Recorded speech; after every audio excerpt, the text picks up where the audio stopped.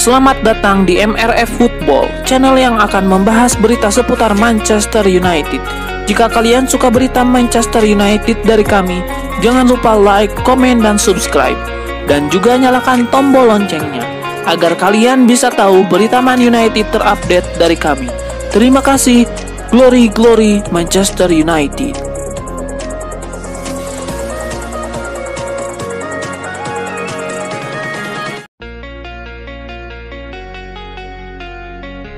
Alejandro Garnacho dikabarkan bakal segera meninggalkan Manchester United, dan menariknya sang winger muda lebih condong untuk berlabuh ke Chelsea ketimbang hijrah ke Serie A bersama klub-klub top Italia seperti AC Milan. Keputusan United untuk melepas Garnacho muncul di tengah memanasnya hubungan sang pemain dengan manajer baru mereka, Ruben Amorim. Hubungan yang retak ini menjadi sinyal kuat bahwa masa depan Garnacho di Old Trafford mulai seram.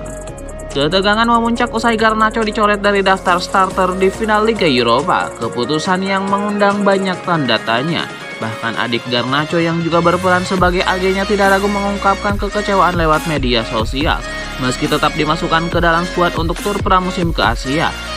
Sikap Amorim terhadap Garnacho dianggap menunjukkan bahwa relasi keduanya sudah sulit diperbaiki. Situasi ini memperkuat indikasi bahwa Garnacho akan segera angkat kaki dari MU. Ketika kabar soal renggangnya hubungan Garnacho dengan Amorim beredar, sejumlah klub langsung bersiap untuk memanfaatkan situasi. Nama-nama seperti Chelsea, Napoli, Juventus, dan AC Milan muncul sebagai peminat serius. Napoli bahkan sempat disebut menjadi klub paling depan dalam perburuan usai direktur olahraga melakukan pendekatan langsung ke pihak Garnacho. Sementara itu Juventus dan AC Milan juga ikut memantau situasi sang pemain dengan seksama. Dari semua peminat, Chelsea menjadi yang paling aktif. Klub asal London ini tengah membangun fondasi baru bersama pelatih Enzo Maresca, dan Garnacho dianggap sangat sesuai dengan gaya bermain yang diusung sang juru taktik. Meski mendapatkan banyak tawaran, Garnacho tampaknya sudah menetapkan arah masa depannya. Winger berusia 20 tahun itu disebut-sebut lebih memilih tetap bermain di Inggris dan menerima pinangan Chelsea. Kabar ini sendiri dilaporkan oleh media Inggris The Sun. Media itu juga mengklaim Garnacho telah meminta agennya menjelaskan langsung keinginan tersebut kepada pihak Chelsea. Desire Doué menjadi buah bibir di final Liga Champions musim ini. Pemuda 19 tahun itu menjadi bintang kemenangan PSG yang sukses menghajar Inter Milan 5-0 di Allianz Arena. Pada laga tersebut, Doué mencetak 2 gol dan memberikan 1 assist. Aksi menawannya membuat pemuda Prancis tersebut diganjar penghargaan pemain terbaik final Liga Champions 2024-2025. Kecemerlangan Doué ini meninggalkan penyesalan mendalam bagi Manchester United. Desire Doué sebenarnya baru semusim bermain di PSG. Doué direkrut PSG dari Rennes di bursa transfer musim panas 2024 lalu. PSG memenangi persaingan dengan MU, Arsenal, Bayern Munchen hingga Tottenham Hotspur. MU sempat berminat mendatangkan Doué dari Rennes, namun saat itu mereka masih galau sehingga diserobot PSG yang bergerak cepat. Kini MU harus meratapi keterlambatan mereka mengamankan talenta seperti Desire Doué. Bagi Doué, keputusan menerima pinangan PSG terbukti tepat. Dia bisa merasakan 4 gelar juara sekaligus di musim perdananya. Bila saja bergabung dengan MU, Desire Doué bisa harus ikut merasakan pahitnya hampa gelar. Ketimbang mengangkut Desire Doué ke Old Trafford, MU lebih memilih mendatangkan Manuel Ugarte dari Paris Saint-Germain di bursa transfer musim panas 2024. PSG melepas Ugarte ke MU setelah mengamankan Desire Doué dari Rennes. Manchester United membuka aktivitas transfer musim panas mereka dengan mengumumkan kedatangan Matheus Cunha dari Wolverhampton pada hari Minggu 1 Juni 2025 malam waktu Indonesia Barat. Transfer Matheus Cunha akhirnya diumumkan secara resmi oleh Manchester United. Pihak MU tak membeberkan nominal transfer Cunha, tapi sebelumnya santer disebut mereka harus mengeluarkan biaya mencapai 62,5 juta pound sterling. Saat ini proses akhir berupa pengurusan visa dan pendaftaran tengah diselesaikan. Jika semua berjalan lancar, Matheus Cunha akan segera diperkenalkan ke publik Old Trafford sebagai pemain baru.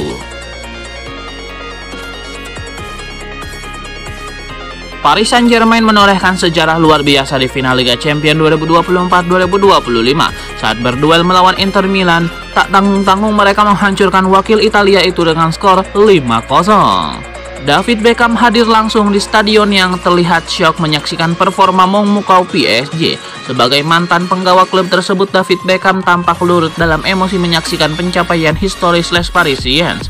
Legenda Inggris itu memang pernah menutup karir profesionalnya di Paris Saint-Germain dan memiliki kedekatan emosional dengan tim ibu kota Prancis tersebut. Melihat klub lamanya akhirnya meraih Liga Champions jelas menjadi momen penuh makna baginya. Setelah pertandingan, David Beckham merasakan bangganya lewat media sosial pribadi. Ia menulis, "Sejarah tercipta. Selamat Paris Saint-Germain. Wow, sungguh luar biasa, pertandingan yang luar biasa besar."